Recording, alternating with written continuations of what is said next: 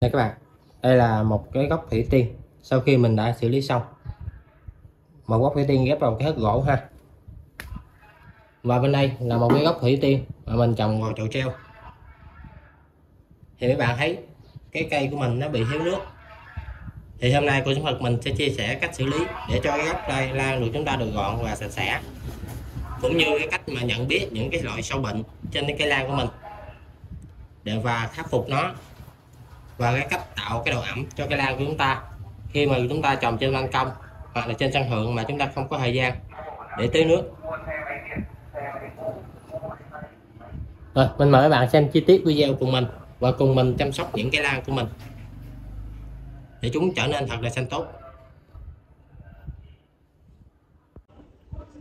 Hi, chào các bạn yêu hoa lan ha. Là mình của Chú Mật đây. Thì hôm nay mình có đem xuống mấy gốc thủy tiên đây bạn. Thì gốc thủy tiên này thì hôm bữa mình đã xử lý những cái rễ già rồi, nhưng mà mình hôm bữa cái video mình chia sẻ thì chưa có làm chi tiết lắm.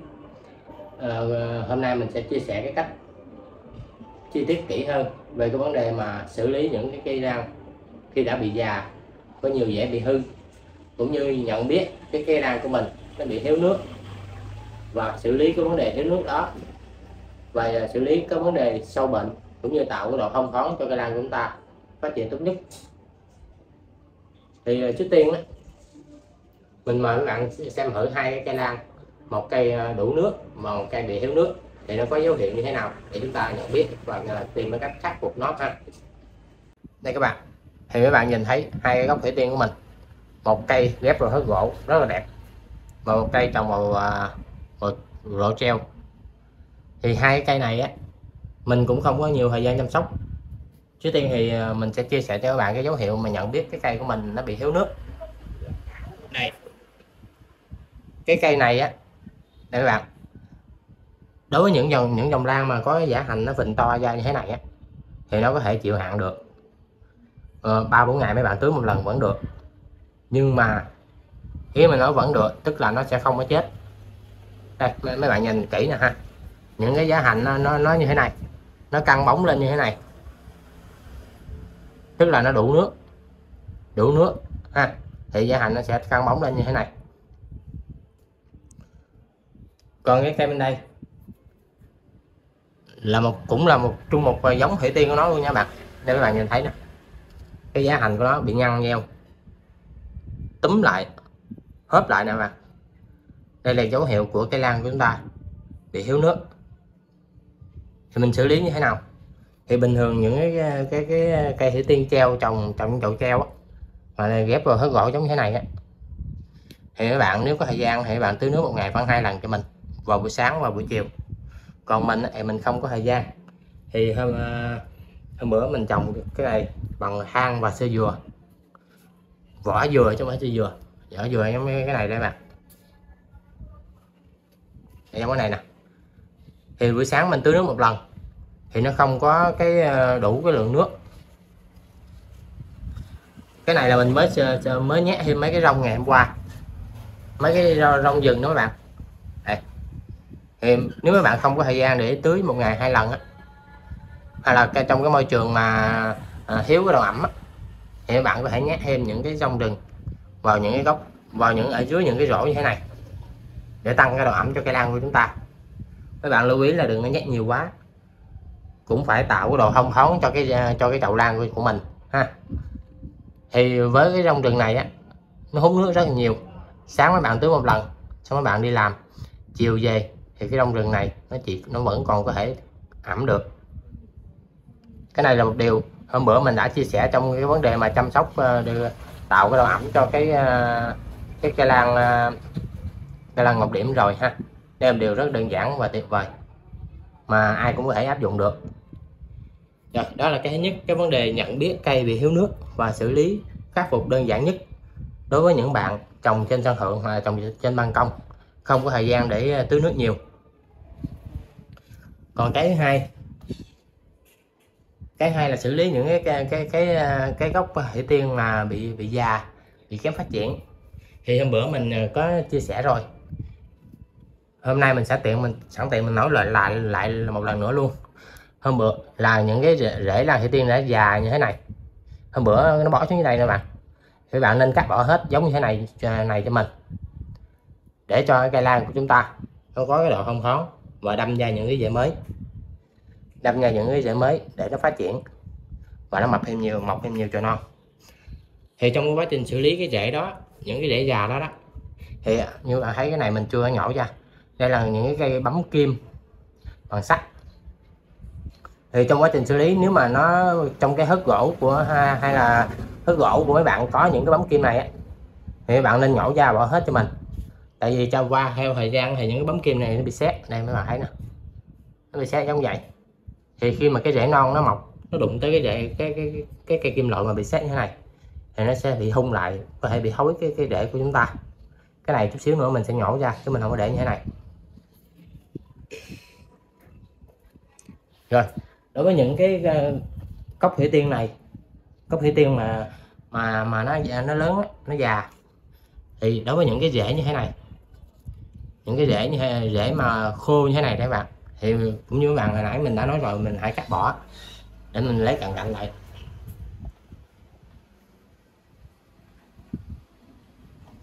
Thì cắt bỏ những cái rễ già là cái nhất. Cái hai nữa là đối với những cái giả hành mà nó đã già như thế này rồi, thì chúng ta cũng nên cắt bỏ luôn. Cắt bỏ thì trước khi cắt bỏ rễ, cắt bỏ những cái giả hành này, thì tốt nhất là mấy bạn nên tưới nước, hoặc là nếu mấy bạn trồng số lượng ít, vài chậu, trồng chơi vài chậu, thì bạn có thể ngâm nguyên cái chậu nước này, chậu lan của chúng ta vào nước khoảng 15-20 phút để cho cái rễ lan nó thấm thật là nhiều nước. Xong chúng ta cắt những cái rễ và những cái giả hành này, và ngưng tưới nước khoảng 2-3 ngày cho những cái vết cắt đó nó thật là khô hẳn, rồi chúng ta sẽ đem ra chăm sóc lại bình thường. Mấy bạn nhớ là phải tưới nước trước khi cắt ha, tại vì sau khi mình cắt thì cái vết cắt đó mình tưới nước nó có thể bị làm cho thối cái lan của chúng ta. Thì cắt những cái rễ và những cái giả hành này, thì tốt nhất mấy bạn nên mua những cái kìm cắt lan, hoặc là nếu không có kìm cắt lan thì mấy bạn có thể mua những cái kéo cắt chỉ mấy bạn thật là bén. Trước khi cắt thì mấy bạn nên sát khuẩn, ví dụ như mấy bạn có thể lấy những miếng cồn, chúng ta lau những cái lưỡi kéo của chúng ta, sát khuẩn. Nếu không có cồn thì mấy bạn có thể dùng oxy già cũng được ha. Sát khuẩn nhằm hạn chế những cái vết cắt nó bị nhiễm trùng, hay làm thối cái gốc lan của mình. Thì đây, sẵn tiện mình sẽ cắt bỏ bớt một cái gốc cho mấy bạn xem thử ha. Ví dụ như gốc đã dài như thế này rồi thì nó không thể nào ra hoa được nữa. Nếu mấy bạn để lâu thì nó cũng có thể nhảy lên những cái ki con. Những ki con đâu, để mình lấy cái cây bên đây cho mấy bạn xem. Những cái ki con giống như thế này đấy các bạn. Đây, nó có thể nhảy lên những cái cây con giống như thế này. Nhưng mà tốt nhất thì mình khuyên mấy bạn nên cắt bỏ, không nên chừa lại. Tại vì khi mà chúng ta cắt bỏ những cái giá hành đã dài như thế này rồi á, thì nó cũng sẽ tạo cái độ thông thoáng cho cây lan của chúng ta, tạo cái độ thông thoáng để cho cây lan của chúng ta nó nhảy thêm những cái ki con ở dưới cái phần gốc này, đặc biệt là đối với những cái rễ mà rễ già đó. Mấy bạn dùng cái phương tiện gì mấy bạn cắt vẫn được hết, nhưng mà mình lưu ý các bạn là cắt thì vết cắt đó nó phải ngọt, tránh bị bầm dập, nhất là đối với những cái giả hành hay là những cái rễ.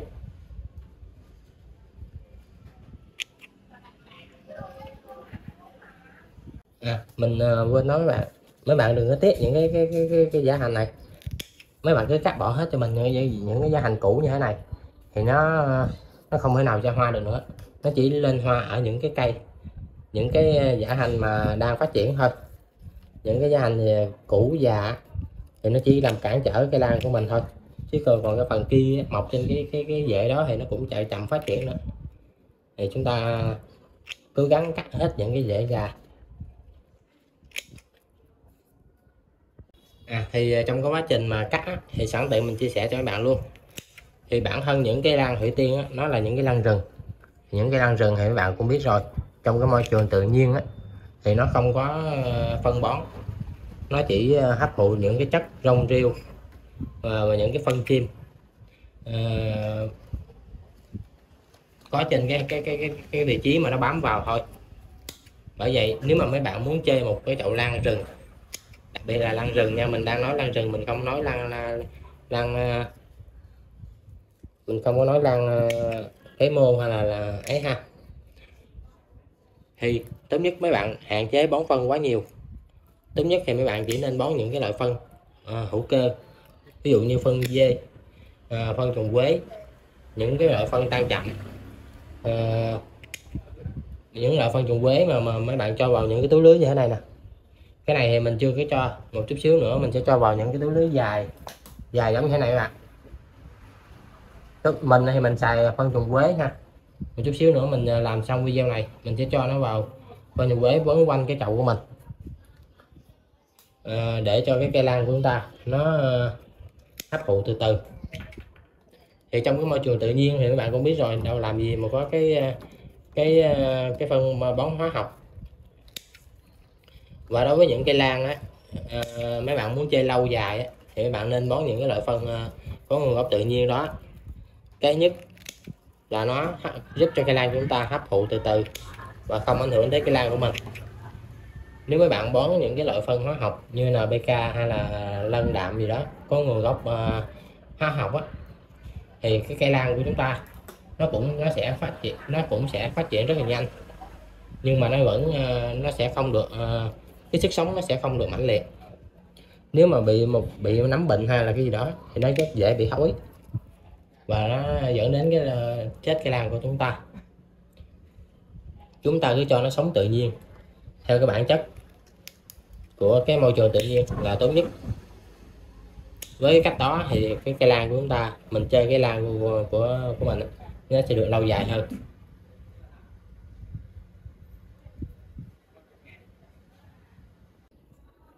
Đây là sau khi mình đã cắt gọn được cái bộ rễ mọc tủa lên trên và những cái giả hành bị già không phát triển nữa.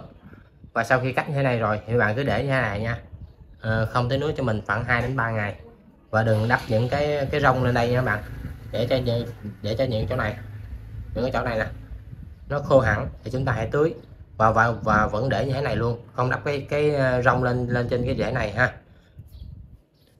Khi mà cái bộ rễ nó đã thông thoáng như thế này rồi á thì nó sẽ nhảy được những cái kia con ở những cái khoảng trống này.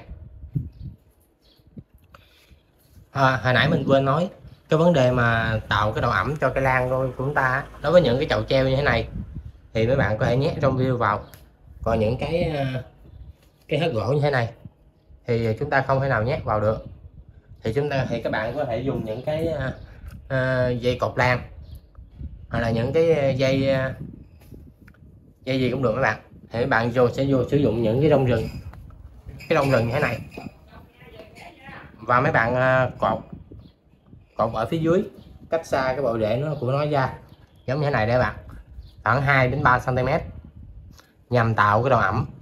Khi mấy bạn tưới thì rong này nó sẽ hút nước vào và nó tạo cái độ ẩm, kích thích rễ non đâm ra nhanh hơn.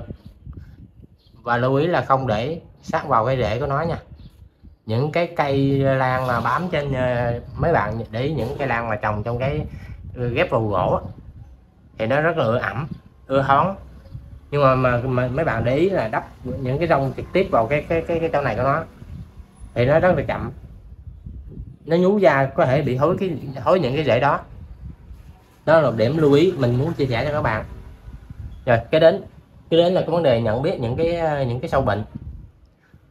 Thì đối với dòng lan thủy tiên thì nó có hai cái loại sâu bệnh phổ biến nhất, đó là sâu bệnh ở trên cái thân. Ở trên mấy cây này của mình thì không có, nhưng mà mình cũng sẵn tiện mình nói luôn. Ví dụ như những cái thân mấy bạn trồng với số lượng, người ta trồng với số lượng nhiều á, thì người ta sẽ xịt những cái phân hút phòng ngừa. Còn mấy bạn trồng với số lượng ít, đối với những cái thân mà nó bị thối tất cả các dòng lan luôn, thì chúng ta nên cắt bỏ phần sát với gốc này, loại bỏ những cái cây thối đó ra khỏi vườn của chúng ta. Còn đây là những cái sâu bệnh đốm lá. Thì đối với những cái lá này là do côn trùng nó chích thuốc.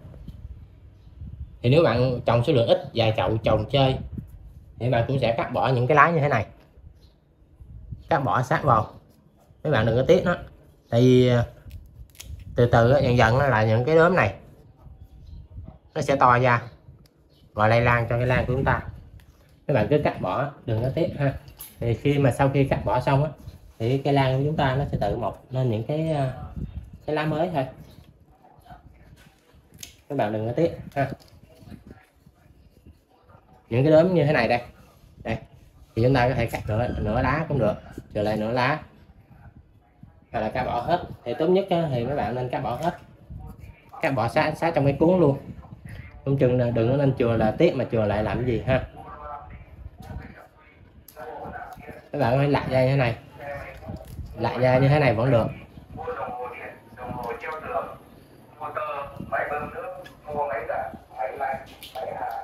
Đây, lặt ra như thế này đấy bạn, nó rất là dễ lặt. Các bạn lặt ngược nó ra là nó sẽ chóc cái chỗ này ra thôi.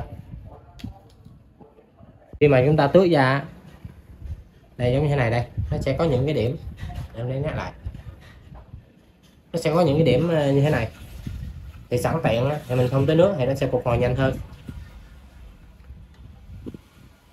Các bạn, đây là sau khi mình xử lý xong rồi ha, thì các bạn thấy những cái gốc lan của mình nó đã được thông thoáng hơn. Thì cái gốc này một chút xíu nữa mình sẽ ốp một chút rêu ở dưới đây. Còn cái gốc, cái rổ này thì chút xíu mình cũng sẽ bỏ cái phân trùng quế vào cái túi lưới và bọc ở phía dưới gốc này. Thì nếu các bạn thấy hay và hợp lý thì hãy cho mình xin một like, một đăng ký kênh để ủng hộ mình, để khi khoảng 1 tháng nữa, khi những cái gốc lan thủy tiên này của mình nó phục hồi và nhanh hay là chậm thì mình cũng sẽ làm một cái video ngắn để chia sẻ cho các bạn cái phương pháp mà mình đã áp dụng cho những gốc lan thủy tiên của mình. Rồi thì cuộc sống Phật mình cũng xin kết thúc video tại đây. Chúc các bạn có những chậu lan thật là đẹp và luôn xanh tốt. Thì trước khi kết thúc mình cũng lưu ý lại một lần nữa cho các bạn mấy bạn hạn chế bón nhiều quá những cái phân hóa học. Tốt nhất là đối với những dòng lan rừng thì bạn chỉ nên bón những cái phân hữu cơ, những cái phân có nguồn gốc từ động vật hoặc là thực vật, phân lan chậm gì cũng được, và tạo cái độ thông thoáng ẩm cho cây lan của chúng ta, thì cây lan của chúng ta nó sẽ phát triển rất là tốt ha. Được, chào tạm biệt các bạn, hẹn lại trong những video lần sau.